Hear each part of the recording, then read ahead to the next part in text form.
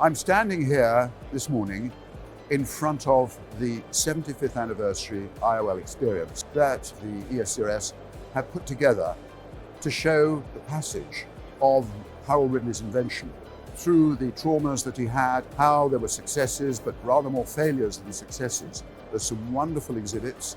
So let's have a wander around and we'll see how we do. So what you can see here on my left is a film of the Hawker Hurricane. It, along with the Supermarine Spitfire, was the backbone of the Battle of Britain. We know that pilots would be shot down, and one of them is the gentleman over here, Gordon Cleaver, Mouse Cleaver as he was known.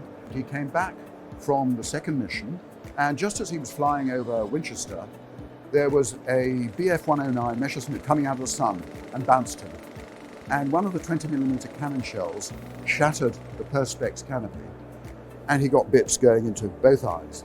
He then went into hospital. He had 18 operations on his eyes and face, and many of the Air Force ophthalmologists saw eyes like this with bits of perspex in there, but not causing any inflammation. As Ridley said, the great thing about the plastic material was that if it didn't cause any problems by movement, it was pretty much inert.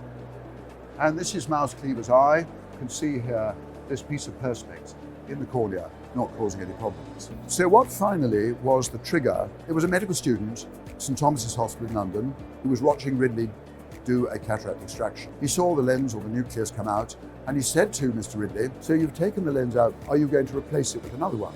And Ridley said, "Well, it's not the usual thing, but I'll think about it," effectively.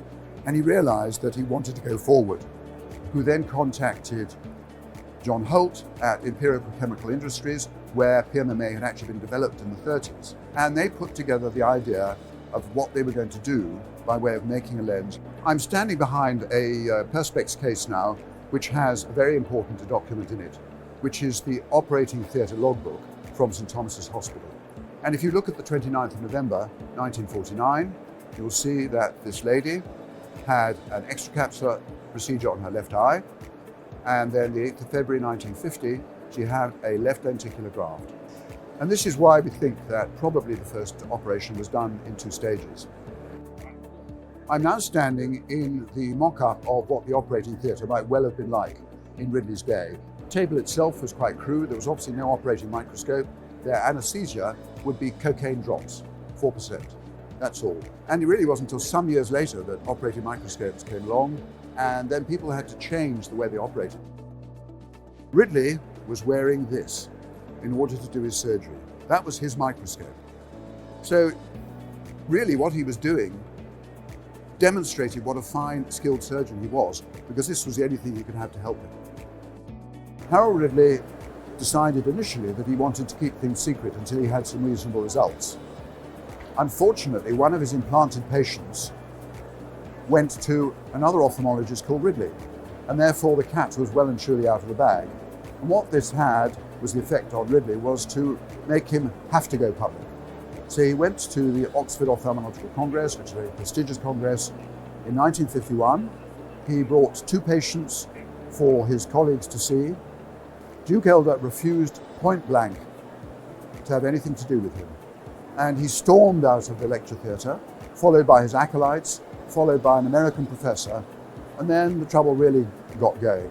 But ultimately, as things went on and results started to get better, both with Peter Choice's Mark 8 lens and the Binkhorst 4-loop and then the 2-loop, things gradually started to improve. But it's still only in the mid-1970s that lenses went back into the posterior chamber, first John Pierce, then Steve Shearing, and as they say, the rest is history. What I'm standing in front of now are some photographs of Ridley lenses that have been in for over 50 years when these pictures were taken. So it wasn't entirely bad. I think the really sad thing about it is that people didn't actually look at why the lenses were failing.